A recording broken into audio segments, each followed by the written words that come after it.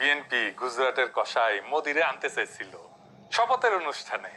কি খায়েজ আবার চালাকি করেছে, কইছে আমরা সার্কের সব রাষ্ট্রপ্রধানরে ডাকিছি, পাকিস্তানরেও ডাকিছি, মানে ব্যালেন্স করিচ্ছে পাকিস্তান ইন্ডিয়া।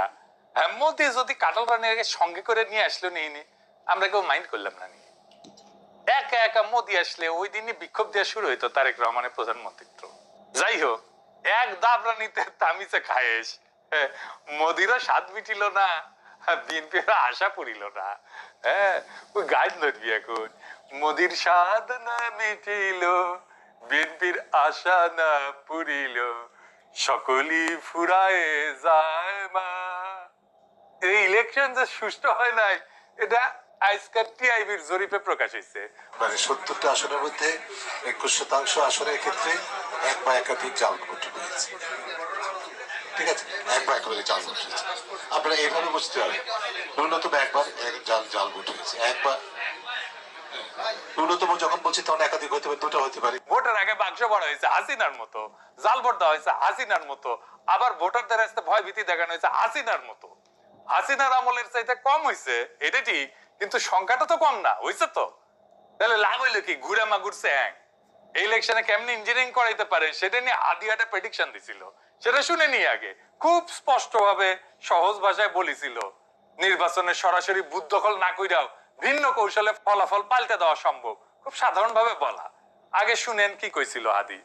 এবার যেহেতু আমলারা সিল মারতে পারবেন না, আপনারা দেখেন এই মানে আমার হয় কি, আমরা যখন সিডাপের মতো একটা ভারী ভেন্যুতে কথা বলি তখন এত থিসিস অ্যান্টিথিসিস সিনথিসিস এরকম বলি যেগুলো জনগণ কানেক্ট করতে পারে কম। হিসেবটা খুব সোজা হলো যে এই প্রত্যেকটা কেন্দ্রে, একটা কেন্দ্রে মিনিমাম 10টা বুথ থাকে। তো আমরা জানি একটা কেন্দ্রে একজন প্রিসাইডিং অফিসার থাকে, কয়েকজন অ্যাসিস্ট্যান্ট প্রিসাইডিং অফিসার থাকে, প্রত্যেক কেন্দ্রে আবার পুলিং অফিসার থাকে, এবং এই সবাই থাকে ওই উপজেলা বা জেলার লোকজন, মেইনলি স্কুলের টিচার, কলেজের টিচার, মাদ্রাসার টিচার, সাথে কিছু ব্যাংকার, এরা এখানে করেন। ব্যাপার হলো আপনারা এটা খুব কমন স্ট্র্যাটেজি, সেটা হচ্ছে যারা আমরা যাদেরকে হেভিওয়েট প্রার্থী বলি মেইনলি, তারা যেটা করেন 5-7 জন ডামি দাঁড় করায় দেন। ডামি প্রার্থী দাঁড় করাই দিলে হয় কি, তার নামে প্রত্যেক প্রার্থীর নামে আবার পুলিং এজেন্ট দেওয়া যায়, মানে তার নামে এজেন্ট দেওয়া যায়।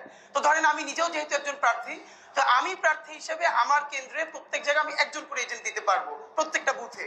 তো আমার এগেনস্টে যিনি আছেন তিনি যদি আরো 5 জনকে দাঁড় করাই দেন এবং 5 জনের এগেনস্টে আরো 5 জন সে এখানে এজেন্ট দিবেন, তারপরে যেটা হবে পুরো বুথের মধ্যে 10 জনের মধ্যে দেখা যাবে 8 জন বনাম আমার একজন। তো আমার একজন তো সে কুলে উঠতে পারবে না।